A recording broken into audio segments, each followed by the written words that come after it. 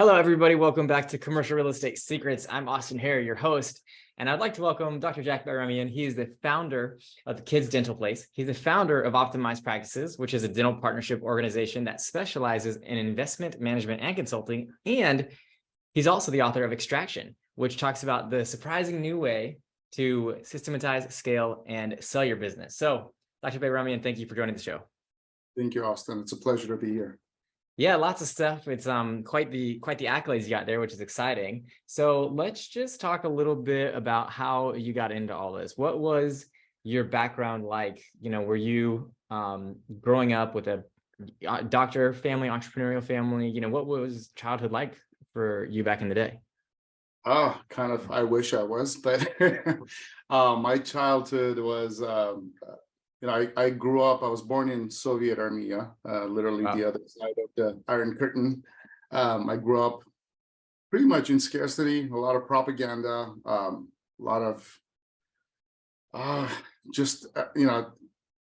harshness. I mean, growing up, I grew up in anxiety, just trying to understand what's beyond what we're limited to go. How long did you live over there for? I was 12 years old. Wow. So the first 12 years of your life were over there. And you say now that there's propaganda, but did you know that at the time that it was all propaganda? You know what? I sensed it. There was a lot of censorship in sense of, I was a very curious kid. I wanted to learn, I wanted to understand. And then the only access to knowledge was the encyclopedia. And imagine reading an encyclopedia and the entire United States of America was a little paragraph, like literally a couple of words. So that's a sense of censorship that we lived under, and then food lines. There was no food. We had to stay in line to get bread if there was an allotment with just tokens. So just growing up, it was just unnecessary survival and scarcity that was just not pleasant. Wow. It's just hard to even imagine, just growing up over here. We have so much privilege being in America. So when you turned 12, is that when the Iron Curtain came down and you came over to the US? Yeah. It was just right at the time where, the Berlin Wall was collapsing and there was some opening, and it was a path to immigrate to the United States. We were blessed. 1987, we immigrated to the United States, settled in Glendale, California. And it was a big wow, in so many different ways. Imagine going to a supermarket and then having abundance of food and cereal, and it was just overwhelming. So there's so many success stories of immigrants, people coming over because it's so hard in their country, and then it becomes so easy over here. Do you think that really helped shape you to want to become an entrepreneur, want to kind of tackle hard tasks? Absolutely it did, but there was a little distinction. I mean, in Soviet Armenia growing up, scarcity was a reality for everyone. So it was just like everyone was like that. Everyone was poor, and there was no rich. It was just kind of on the auspice of equality. Everybody lived the same life. On contrast, coming to the United States and being poor and being on welfare and food stamps and having, food tickets to go to school, and everybody else has access to money and they're buying snacks and you have no money. It was a very, very different sting of poverty. And, I think that for the first time I felt poor compared to everyone else. And I think that was the turning hunger and desire for, I'm never going to be poor again. I'm going to find a path to be rich, because I want to have access to things that I saw everyone else around me have access to. That's really cool. So let's talk us down the path that you started going down that led you to become a dentist. It was not an easy path. Going through school and adapting to high school was not fun. I got a job working at the mall, and I became a salesperson, and became fairly successful. So, minimum wage at that time was like $4.25. I was earning $50 an hour on commission, and wow. You think you own the world at 16, 17, your ego is to the roof. So I stopped going to high school, and started taking some time off and celebrating some money that I was earning. And then I had a turning point. I got into a really bad car accident in a spring break. I don't know how I survived. I really don't know how I survived. Until now, I don't know how I survived. And it was a sense of reality where, you know, I was given a second life, a chance at life, and I'm not going to waste it not doing anything with it. So came back that summer. I started a community college. I took on physics courses, and I fell in love. I literally was like, wow, it's the whole world of understanding was opening up to me. And I decided I'm not going back to high school. Just the environment was there. It was just going to suck me back into my old way of life. Mm-hmm. So I joined Glenelg Community College, fell in love with studying, so I fell in love with science. I took on another job working at a bank, and this was a great opportunity where I got to interact with a lot of different type of people. And I realized, you know, studying science, you either become a medical doctor, you could be a dentist, you could be a chiropractor. And I saw the dentist with the maximum amount of flexibility. They were the ones that would actually show up in the bank because the doctors were working and they were just, you know, overly engaged. Their secretaries would come in and do deposits. Well, isn't it a requirement that you got to either spend 1 day a week fishing or golfing if you want to be a dentist? I don't know if it was a requirement, but it was a lot of fun watching them, just the ease that they had around a way of life, you know, communicating. And also, you know, it didn't hurt watching their bank accounts and comparing. As a bank teller, I'm like, well, this is something, you know, that I definitely pursue.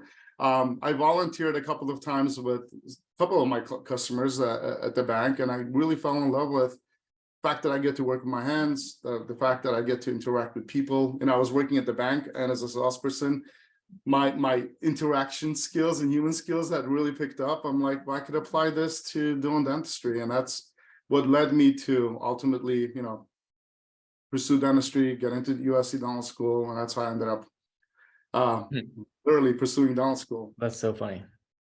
So yeah, a lot of things to talk about today. I think some of the things, so we want to talk about, you know, investing specifically, but we also want to talk about alignment in your values and, you know, clear path to what you want. And so I'd like to for you to tell a story about just how, you know, you started out looking at different practices, directions to go, you know, the story, maybe I'll title it without trying to ruin it, but the underserved kids versus, you know, the Beverly Hills practice. Do you want to tell that story? Sure. Yeah. And, you know, like go back a little bit to dental school, as I was studying, I couldn't study in libraries. So I had to go to either a coffee shop or a bookshop. And there was a border back then that borders, bookstores with coffee shops in it. And I really intrigued on reading the business books and trying to understand what was going on with the economy. And I picked up a bestseller at that time. It was Rich Dad, Poor Dad. And I literally fell in love with mindset, right? Understanding how you build wealth and really think differently, the financial literacy, thinking about assets versus liabilities. So I was like, really pumped up about, I can't wait to get out of dental school. And, you know, I know what I'm going to do. I'm going to open the practice and I'm going to invest and I'm going to grow. So that was one aspect from dental school that really pursued my passion for growth and financial literacy. But then another thing happened. In the first year of dental school, I went on a mission trip to Mexico. And, you know, we had made a makeshift dental clinic. And as I was treating patients, I had this one young girl come and she smiled and all her teeth were completely broken down. I ended up extracting her teeth, gave her some antibiotics and pain medication, and we were busy. You know, it was just kind of going on. A lot of kids, a lot of weight. But about 2 days later, this little kid showed up with her mom and her grandma, and that scrapped whatever they could, you know, in the village to just put a little bracelet and as a token of appreciation. In that moment, it was just a real reality check for me. I felt maybe for the first time sense of meaning and purpose because of something that I had done that touched somebody else. So it went from dentistry being a career as a path for financial security and freedom to being a calling where I could actually help heal and transform lives. And that's where I think I found that sense of purpose and meaning and a sense of financial growth. So when I graduated dental school, I was lucky enough. I got a job at a community clinic working with underserved kids, and I loved it. I really brought me back to working at the mission.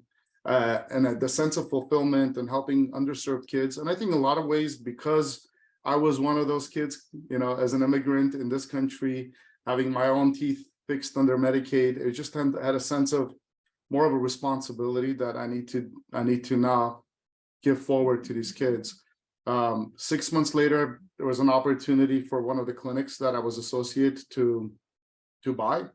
And I saw a path. I'm like, here's a path for financial success. And here's a path where I could actually practice the way I want to practice, serving the kids that I want to serve. And I was all in. And convincing the bank to give me a loan was very challenging, but I was able to convince the underwriter. I wrote a business plan. I convinced, I begged. And he's like, well, I don't know what you're going to do, but you need another $50,000 of working capital because your business plan doesn't account for accounts receivable. And that was the path. That's the path that got me into working with underserved kids, really expanding access to healthcare for the communities that I fell in love with. That's such a cool story. So I mean, yeah, it sounds like that whole thing is just shaping not only your practice, right? How you have to line it up, how you have to create the patients you want to serve, but also like who you are as a person too. Absolutely.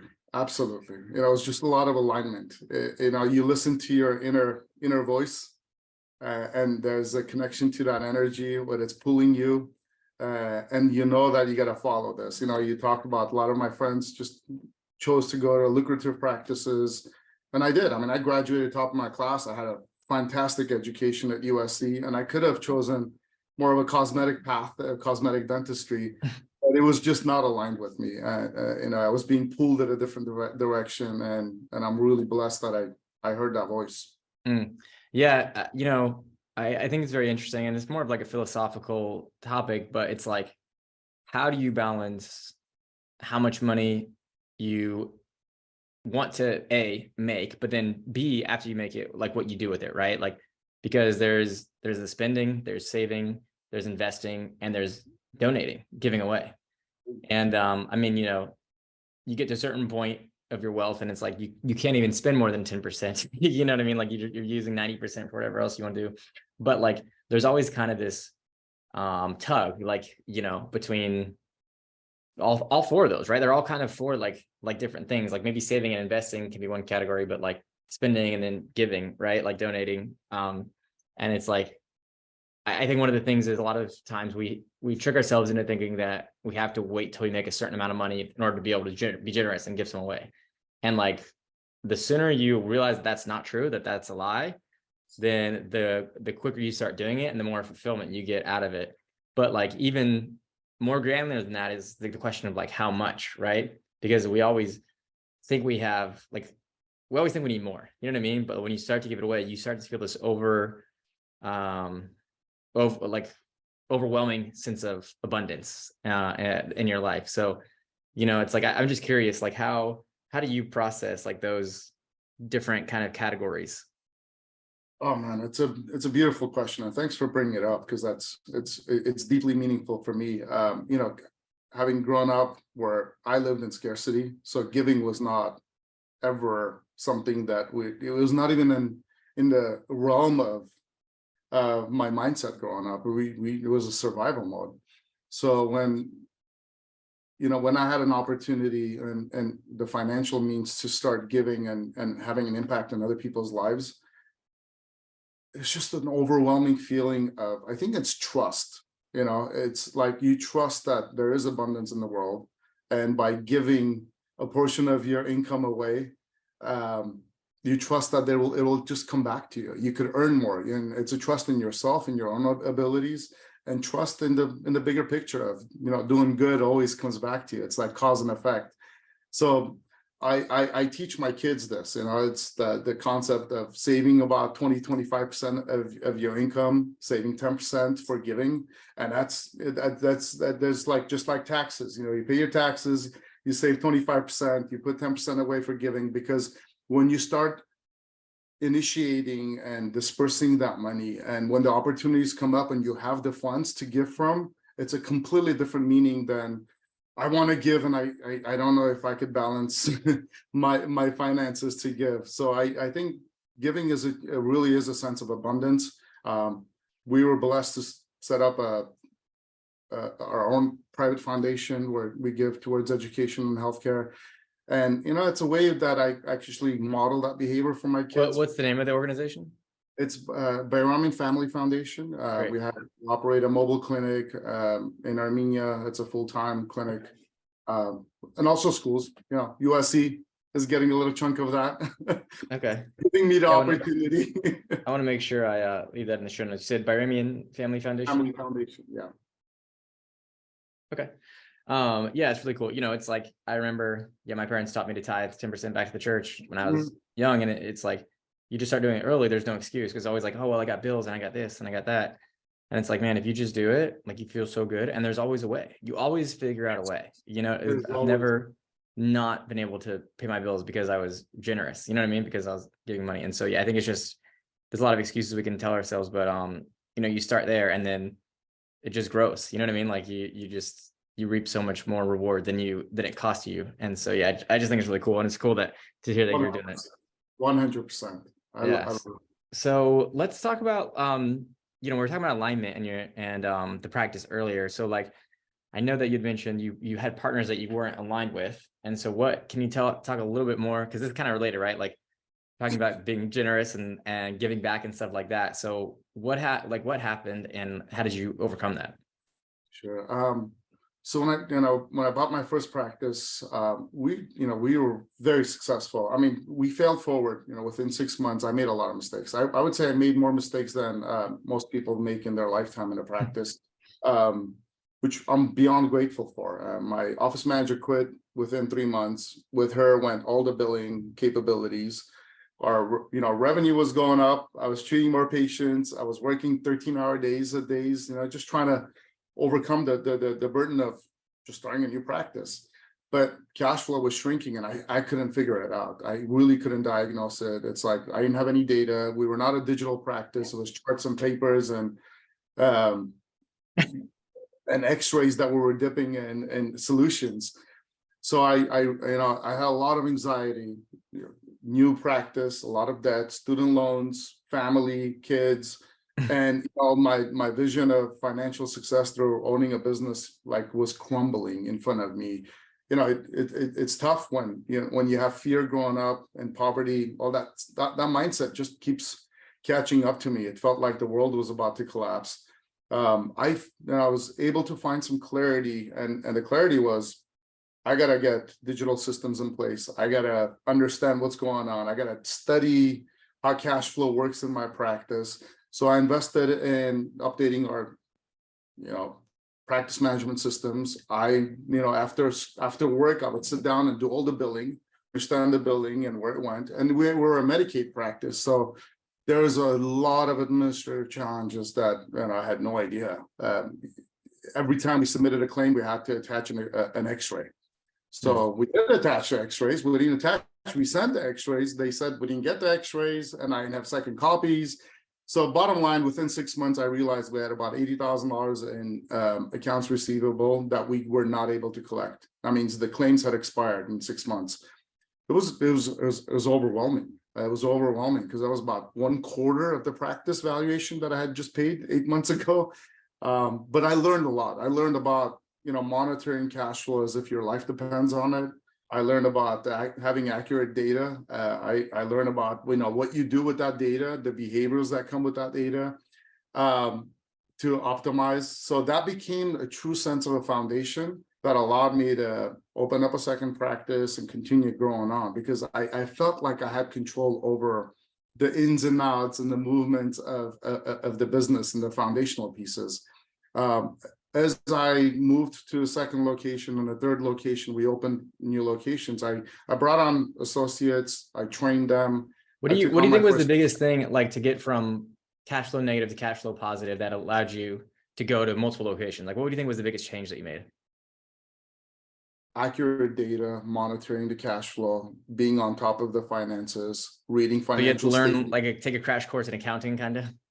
All of it, accounting and practice management, but because there are two sides of the accounting. Accounting is like your QuickBooks, and you get lagging indicators after the financial statements. But what creates cash flow in your practice management system, the billing, the collection, number of patients that you see, that accounting within the system was very, very important. And we turned a corner. And it became a fundamental piece. And until now, I have never delegated a checkbook to anybody else. I mean, every dollar in and every dollar out comes out of my control. Partner. So you talk about partnerships. So we grew rapidly from there. And within 8 years, we had multiple locations in 2 states. I opened up practices in Arizona. I had taken on partners over there. I had opened up practices in California. I'd taken on partners over here. And I think it was like 2012. We had a lot of growth. We had a lot of success from the outside. On the inside, I was miserable. I was dying. I was just running between 2 states, trying to hold the pieces. And fundamentally, it was just, when you take on partners, you assume they're aligned with your values and they're going to treat the patients that we want to treat the patients. But unfortunately, with financial growth, some of those priorities fail. And now they want to leave at 4 o'clock, and you're like, your patients want to come in at 5 and 6 and 7. I'm like, and as a partner, they have to lead by example. They're leading the practice. So I had a complete burnout. And I remember I was at a pediatric oral sedation seminar renewal. They were testing an equipment. They took my blood pressure and it was like 160 over 110. The lady's like, no, there's something wrong with the machine. She tested it again. It's like 160 over 110. I'm like, okay, all right, I got to do something. This, like, I'm breaking down internally from the stress. So I made a really interesting decision, very difficult and challenging decision, but I made a decision that I'm gonna reset. I'm gonna get rid of all my partnerships that are not serving me. And as difficult as it was, I had to pretty much let go and sell the practices in Arizona, scale back to 4 practices in California without any partnerships. I had one partner that, she was aligned with my values that she stayed on. And I reset a foundation for growth. I took all the lessons that all the mistakes, and turned it into lessons and built a foundation.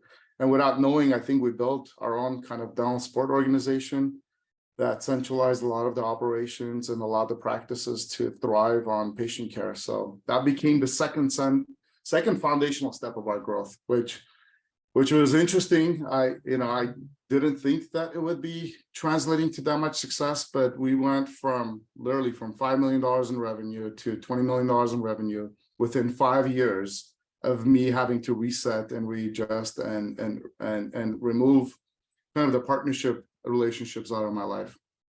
Wow. And this is the practice that you grew and sold to Hero, right? No, this is before Hero. Oh, really? This is fun. Yeah. So what happened? So then, what happened with this one? So, as we started growing, and I could get into real estate, I was always adamant about buying the real estate if I could. So picking locations that were, high traffic areas that served the communities that we wanted to, within school districts, within walking distances, freestanding building, a lot of signage. So I ended up buying majority of the real estate that we opened up the practices. But over time, as the practice size became bigger, the challenges became bigger, and the cost became really, really expensive.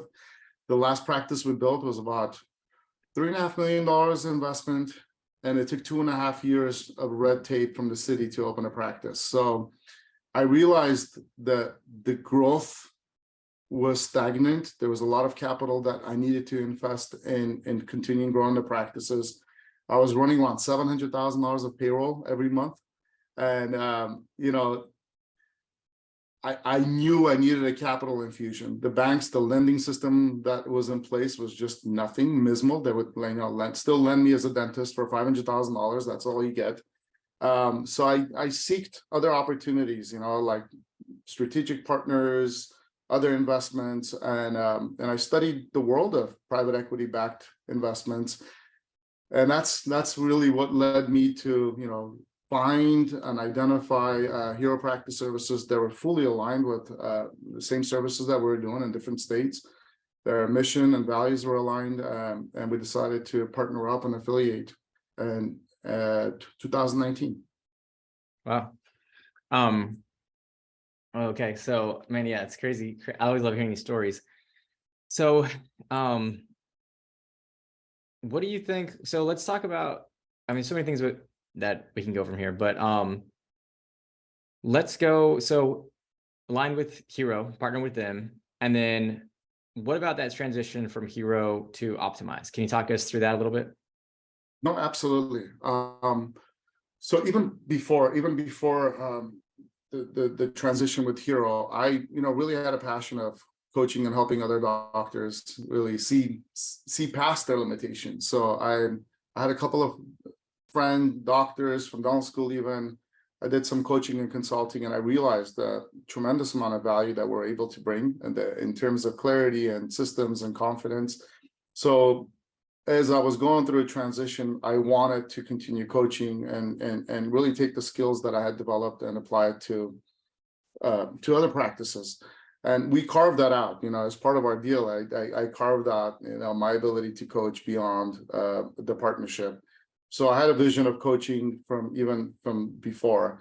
And when we transitioned to Hero, within 6 months we had the pandemic, and I was all in back into the practice.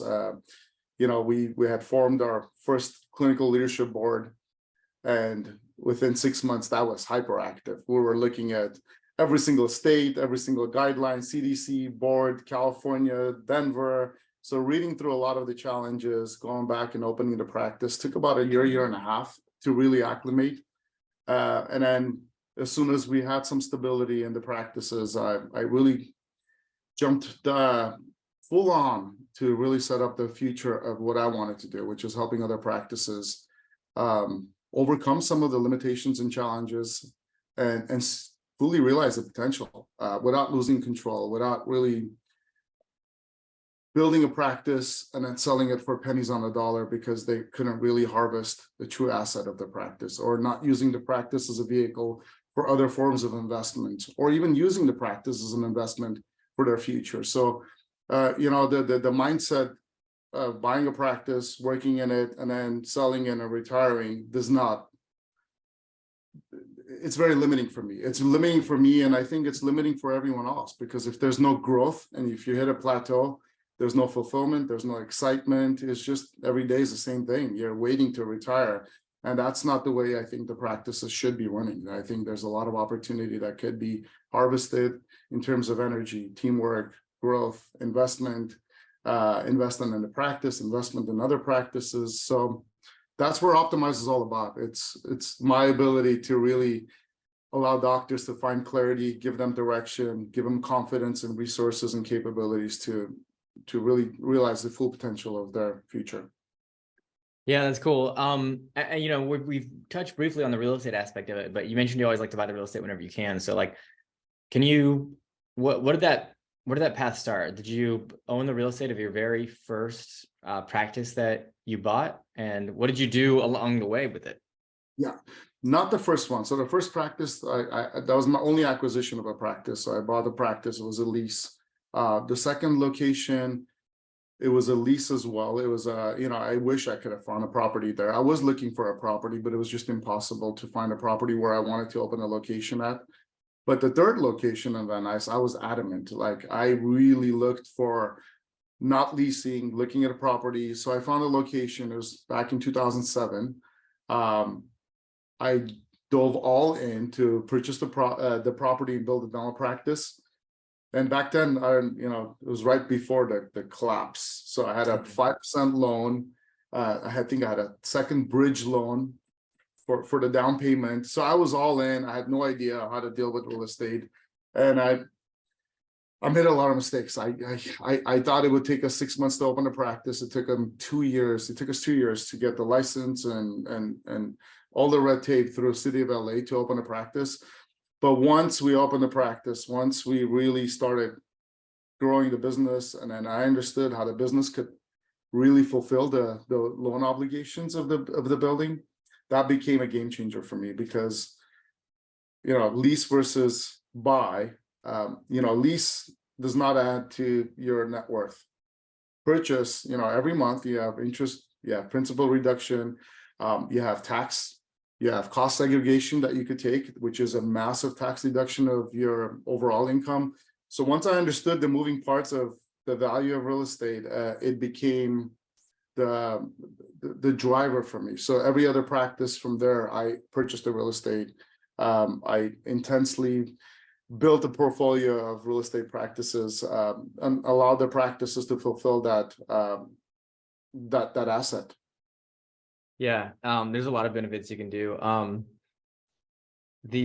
mean, I am all about real estate investing and owning the dealership, but I also do think that there are trade-offs to acknowledge too, right? And so specifically what I mean is like everybody looks at the real estate 20 years ago and thinks, oh, look how much that's appreciated. If I could have bought that, I'd be so rich right now. And okay, that's true, but that's not really, that's looking at everything in a vacuum, right? And nothing really happens in a vacuum. There's no solutions, there are only trade-offs. And so, if you would have bought Amazon 20 years ago, you'd actually probably made more money, right? Not saying that you could have done that, but I'm saying like, you didn't buy real estate. What did you do, or what could you have done with your money elsewise? And so the other thing is, I think it is a lot better to own it, but there are certain costs that you don't get back on your real estate either, because you're still paying property taxes, you're still paying insurance, and even though the interest is deductible, it's still an expense, right? Like there's only a small part of it that goes down towards the principal pay down. So I think that my personal opinion, what I've seen is like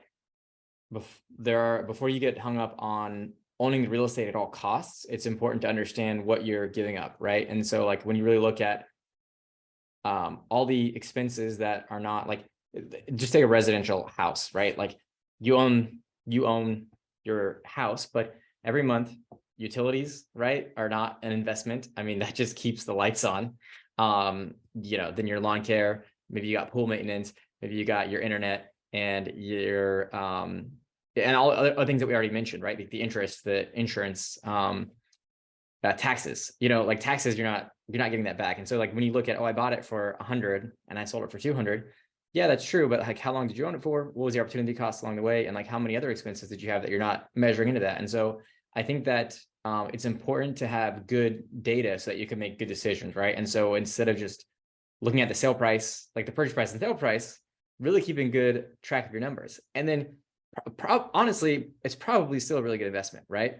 But I think that you need to have clarity around the trade-offs before you can really say, oh, like this is a home run.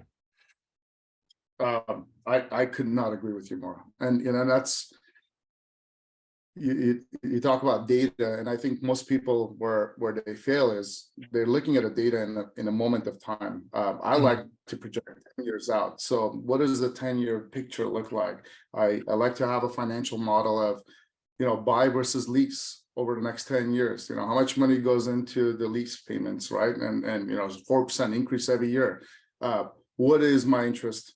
What is my principal reduction? What are the tax benefits year over year over year? And when you do that, the math moving forward, things just become a lot more clear, and your decision-making ability is very crisp. There are times that, there's no way I would have bought. I mean, I got such an amazing lease on a property with the TI and with the benefits and free rent. It was just like, I could open a practice almost for pennies on a dollar and accumulate the growth and the profit from it, and then apply that to other investments. So you got to do the math. Of course, you're absolutely right, and it's not an easy decision. But when you go far out, you see clear path of the pros and cons and the benefits.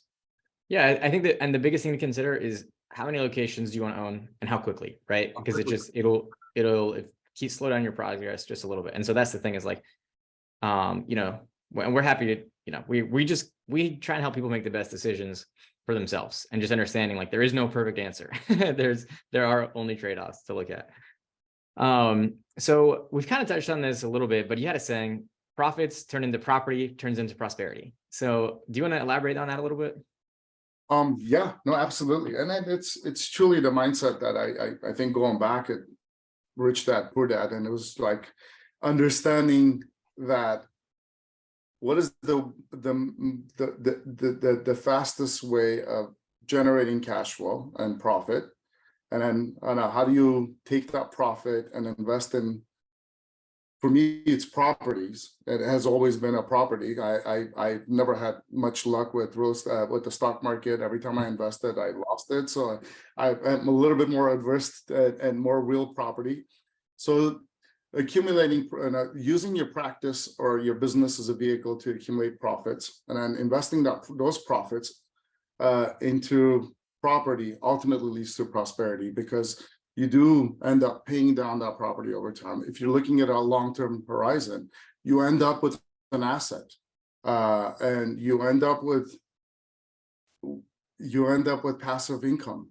You end up with a peace of mind that, no matter what, I don't have to work and generate income. Actually, the property itself will generate income.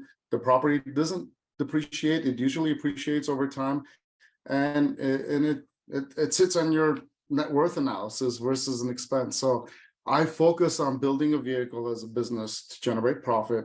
Profit leads to properties for me, and properties lead to prosperity. Because if you look at my net worth analysis, big part of the net worth is property portfolio, and that just gets better over time.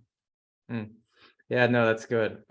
So like explain a little bit, how do you coach people in Optimize? Like how would you run them through some of these scenarios? So phase one, I mean, it's just really getting them clear on what they want to achieve from the practice. And once you have clarity of what they want to go, and being very, very open and honest of where they are in their practice, what's limiting their growth, what are the obstacles on their path, and creating a clear path to transform those obstacles into growth. Most people that I talk to have lost the sense of hope that they could grow their practice further than what they have achieved. They've hit a plateau. They're comfortable with the plateau, and almost that they're waiting a couple of years to sell their practice and retire. And I don't like that mindset at all. I think there's a lot of opportunities that a lot of the doctors and the practices are sitting on that have not been realized. And it doesn't take that much. If you have a clear path of where you want to go, you have a clear path of building the teamwork around you and harvesting the opportunities, the growth naturally happens. And they don't have to be the ones doing the growth. A lot of the doctors I talk to, they've made so much sacrifices for growth over time. They believe that if I'm going to grow the practice, it's going to come at a cost for me personally. And that's not true. That's really not true. I mean, at the end of my career, when we exited and we affiliated with Hero, I had a 4-hour work week intentionally. I had a 4-hour work week, and that was by design. And, if you choose what you want to do, if you choose how many days you want to practice, I guarantee you, if you know what you want, I will make it happen for you. It's just, I want to know what you want, and I will make it happen, because there is a path. Yeah, I think it's super important. So in terms of we talked about transition from dentist to investor. Is there, do you help people realize when they cross that certain line, when it's time to cross that line, or is it more ambiguous?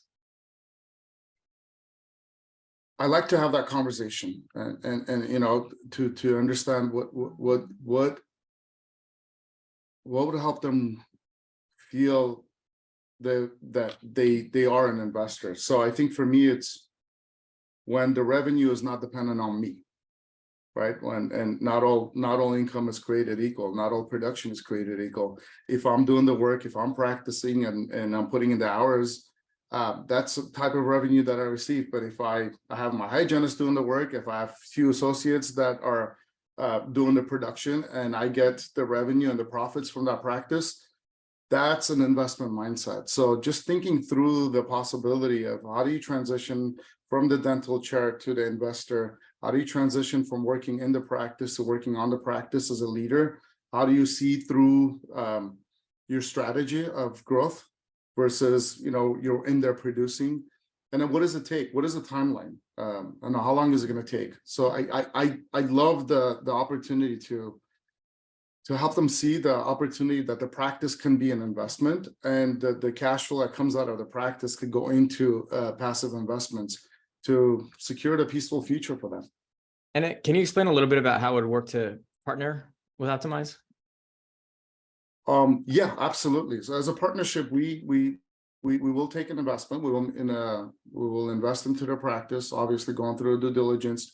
Number one for me is making sure that, having paid the price of not aligning myself with partners in the past, I want to make sure that we're very clear and open and honest on alignment on values of who we are, and also alignment on the vision of what we're trying to create together. So choosing the right partner would be the phase one, and then going through due diligence, making sure the practices have the sufficient cash flow right now, and more importantly, the opportunity for growth. We make an investment to the practice, and we integrate a lot of the platform, the resources, the capabilities, the leadership to help the practice actualize its potential. We do a deep dive into understanding, even before we close, we do a deep dive into understanding what the doctor really wants, what is the true potential of the practice, their willingness to actualize that potential. And once we have that locked in, and then we create a strategy together that we could implement, and we could help them provide the resources, the opportunity, the leadership to really execute. So they're going from working in the practice to really becoming a leader within the practice, and having the confidence and the capabilities that we provide to actualize that growth. Okay. And then in terms of like structure, like equity, rollovers, anything like anything that you find, that you feel comfortable talking about, or that you feel is relevant. Do you want to talk about that? Absolutely. So the structure would be up to 55%. So we would have to be majority, only because that's the only way I could get the financing. I need to have majority ownership for the financing, but up to 55%. That's where the doctor chooses how much equity they want to roll over. Mm-hmm. They have the opportunity to carry that equity all the way to as much as they want. There's no caps on how much they could recapitalize if we recapitalize. I have no intentions of recapitalizing and bringing in financial partners. I've made my own investment, and I truly believe that gives me the flexibility and the freedom not to have additional control. I'm only invested into the practices. I'm not invested in supporting financial partners. We have a great relationship with the bank that that believes in our vision and our values. So up to 55% equity. For us, 45% for the doctors. It's a pure partnership. It's really about their vision and the opportunities that they want to harvest from the practice. We just provide the support, and support means different things to different people, right? We understanding what their support needs are, what their priorities are, and providing that to actualize their growth is how I see myself as a true partnership. No, and I think that's cool. And then I just got a couple questions that I'd like to ask you that are more general about your career. Sure. So, okay, what do you think was like the biggest failure that kind of turned into a learning experience in your career? Failure. I think the biggest failure for me was maybe the assumption that people are like me. The alignment. I think more. I mean, when I was building my practices, I really had a turnkey solution. I would open practices. We had the brand, we had the systems. I would open a practice, turnkey, hand it over to a partner, and within 6 months we were profitable. I assumed that they would carry the same purpose and mission for serving the kids and my patients the way I would want them to serve. But that was not the case. As soon as the money became a little bit more prosperous, then the passion and intention dwindled. So I wish I was a little bit more clear on alignment, setting clear expectation for my partners on what I want them to achieve. It cost me a lot of pain and agony breaking up those partnerships. So the biggest lesson, even now with we're running a dental partnership organization, is being very clear on setting clear expectations, what my vision is, how we're going to provide support, what is their vision, are we aligned, are our values aligned, and can we really partner up and create something amazing together? Yeah, and I think it's one of those things that all the reading and all the textbooks and all the conversations in the world can't take away from experience. It's like, because everybody says that. Everybody says at some point in time, oh, I partnered with somebody that I shouldn't have, or I didn't have clear expectations. And like line values means different things to different people. Expectations, clear expectations mean different things to different people. And so, yeah, I think like, that's just the tuition you pay to the school of hard knocks, is like, you have to go through that. But it sounds like how to create more clarity around that moving forward. And then, yeah, even like, I guess for anybody listening, if we could help them shortcut some of those things, if we could, like, how do you create clarity to make sure that you have alignment in your partnerships? And I see partnerships as a pure collaboration. And collaboration meaning I have a set of unique abilities and skills and experience, and you have a set of unique abilities, skills, and experience. And together we could create something enormously larger than we can separately. And if we could align on that, where you might be an amazing clinician, you might have an amazing teamwork capabilities. I have systems and processes, and I have the experience, and we know a path that we could actually grow to practice to more evaluation. That's where the collaboration comes in. And I see it as a collaboration more than a partnership. And the collaboration should create something bigger than we can separately. That's the way I see a partnership in. Yeah, that's cool. Okay, so let's talk about what was the most unexpected what was like the most unexpected part of growing your business? It's might be kind of related, might not. Unexpected? No, it's not. The unexpected part of growing a business, especially for my line of business, was the challenges we had to overcome working with Medicaid. We were so passionate about serving our patients. The value creation is usually between us and the patients, but the payer is totally different, right? We could do everything that we can to create amazing value for our patients, but the government is paying the paycheck, and the government has different sets of regulations. They don't see the value that we've created. They don't see the alignment, and they see you as a budget item, honest to God. And when times are tough, and I've gone through 2 economic downturns when they tighten the budget and they cut 10% of your reimbursement rates, and you have to still figure out how to run a business. And that was the biggest challenge, is how do you build and grow on a foundation that you have no control over, because everything that you build is a one payer system, and they get to change the rules whenever they want to. Yeah. I mean, that sounds tough. So, all right, as we're coming kind of to a close, is there anything that you want to talk about that we haven't talked about?